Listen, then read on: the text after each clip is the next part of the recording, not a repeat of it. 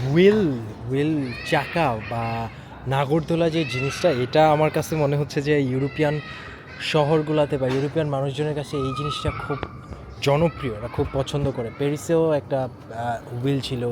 এখানে ব্রাসেলসে হাঁটতে হাঁটতে আমি একটা হুইল পেয়ে গেছি, মানে নাগরদোলা, বড় নাগরদোলা, যেটা আমি এটা কিন্তু ভাবিও নাই যে এটা আছে, বা কোথাও সার্চ করে আগে দেখিও নাই। ওই যে দূরে যেটা দেখা যাচ্ছে, এইটাকে বলে হচ্ছে, এই প্লেসটার নাম হচ্ছে গ্রান্দেরো প্লেস পোয়েলার্তে। গ্রান্দেরো প্লেস পোয়েলার্তে, এটার মিনিং কি আমি জানি না, নো আইডিয়া। এবং এই যতটুকু আমি হচ্ছে এটা দেখার পরে গুগল করে ইনফরমেশন পেলাম যে এইটা থেকে ব্রাসেলসের খুব সুন্দর একটা ভিউ পাওয়া যায়, but I am not interested to ride this right now. কিন্তু যাই হোক, এটা মনে হলো আর কি, এই জিনিসগুলো এখানে খুবই মানে চলে আর কি। এই যে এখানে এই জায়গাটাও সুন্দর, এই যে এই জিনিসগুলো দেখছেন, এগুলোতে কিন্তু বসা যায়, এই রেড জিনিসটার উপরে বসা যায়। এবং এখানে একটা কোনো কিছুর একটা মাস্কট, ওই যে একটা বিল্ডিং, তার উপরে একটা গম্বুজের মতো দেখা যাইতেছে, ওইটা আবার আরেকটা প্লেস, ওইটা হচ্ছে ওদের আমাদের সুপ্রিম কোর্টের মতো এদের যে গ্র্যান্ড কোর্ট যেটা, সেটা। এখান থেকে কিন্তু ভিউটা কিন্তু খারাপ না, এই যে পান্ডাটা সহ ওই ইয়াটা সব মিলায়া ভালোই।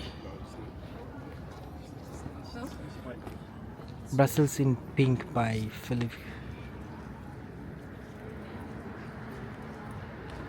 এটা একটা কোনো কিছু একটা এক্সিবিশনের পার্ট, এক লোকের মনে হচ্ছে কোনো এক্সপেরিমেন্টাল কোনো আর্ট ওয়ার্ক কাইন্ড অফ হবে।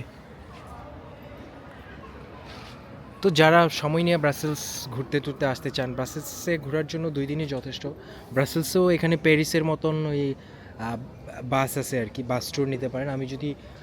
আমি জানতাম না এটা, এখানে আসার পরে আমি এক্সপ্লোর করছি যে বাস ট্যুর আছে। তো যারা ব্রাসেলস 1 দিন 2 দিনে ঘুরা পুরো দেখা ফেলতে চান, তাদের জন্য এটা বেস্ট অপশন হইতে পারে বাসে করে ঘোরাঘুরি করাটা। আর এর বাইরে এমনিতে হাইটাও ব্রাসেলস দেখা যায়। Brussels is not really very big city. আপনি যদি মানে বিগ সিটি অবভিয়াসলি, কিন্তু ধরেন আপনার যদি এনার্জি থাকে, আপনি প্রচুর যদি হাঁটতে পারেন আমার মতো, তাইলে অবশ্যই আমি সাজেস্ট করবো যে হাইটা দেখেন। কারণ হাঁটতে হাঁটতে না অনেক কিছু দেখা যায়। যেমন আমি মাত্র এই হুইলটা দেখলাম, এই হুইলটা সম্পর্কে আমার কোনো আইডিয়াই ছিল না, এবং আমি কিন্তু সাথে সাথে এখানে থাইমা গেছি। এখন আমি যদি গাড়িতে থাকতাম, আমি কিন্তু এখানে থামতে পারতাম না, থামার কোনো পসিবিলিটিই ছিল না। তো এই হচ্ছে হাইটা দেখার মজা, এবং হাঁটতে হাঁটতে অনেক ভাইব্রেন্ট লাইফস্টাইল, অনেক কিছু দেখা যায়। আমি তো এই যে থাইমা ভিডিও বানাচ্ছি, হাঁটলে সব কিছুই মনে হয় যে, আমি যতক্ষণ হাঁটি ততক্ষণ সারাক্ষণই মনে হয় যে ক্যামেরা ধরে কোনো না কোনো কিছু বানাইতে থাকি, মানুষের লাইফস্টাইল এইটা সেটা সব কিছু মিলায়।